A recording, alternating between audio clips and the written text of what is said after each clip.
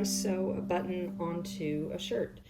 This may be a button that's fallen off of a shirt you already have, or you may just be putting buttons on for the first time. So before you start, you'll need a couple of supplies. You'll need thread, and the best thing to do if you don't have this stuff on hand is just to take your shirt with you to the store to find the color that matches the best.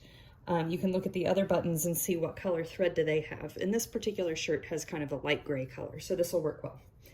And then you'll also need a hand embroidery needle. I lost the packaging for this, but this is just a set for just $1 or $2 that you can get of a whole bunch of needles with different thicknesses and different sized eyes. And this will be perfect because you can find the one that will fit through your button the easiest and has the biggest eye that you can that will still easily fit through here, because it's no fun trying to use these tiny little itty bitty eyes if you don't have to. For today, I chose this needle. It's got a decently sized eye and it's nice and skinny. If you have the button that you lost, that's the best, because then it'll match and look exactly like all the others. But if you lost the button when it fell off, that's the other reason to take the shirt to the store with you, so you can find some matching buttons. And if you can't find one that looks exactly like the others, and you don't want to just get the one that's closest, you can count how many buttons you have and replace all of them on your shirt. And maybe you want to do this anyway, just to change up the color or the look. So what you'll want to do is make sure if you're getting a different style button that it can still easily slide through that buttonhole. You don't want to get one that's too big for your buttonholes. All right, so once you've gotten your button, your needle, and your thread, take a good length of thread. I'm going to fold this in half and double it over, so probably about 30 inches. You'll need some scissors. And then I have this length of thread folded in half.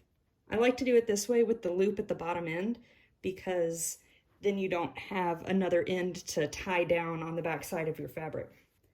I'm going to line up the two ends of my thread.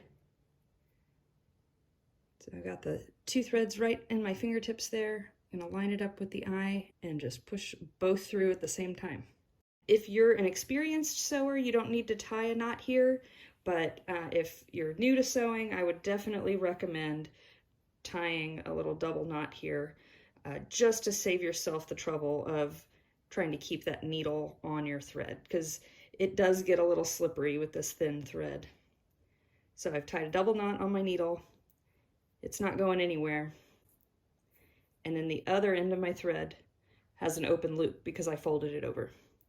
So now we're ready to attach it to the shirt.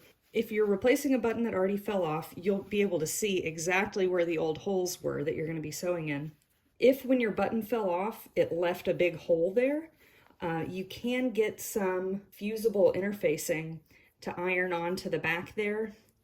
I would get fusible woven interfacing that you can iron on a little patch on the back side that will kind of replace the strength of the fabric that you need to be able to sew a button on the top side.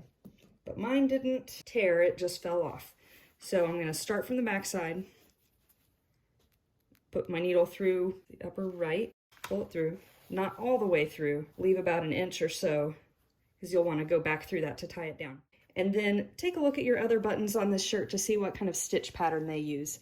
These have an X cross pattern. Sometimes shirts have an up and down on each side pattern, so you'll just want to make your button look like the other ones on this shirt.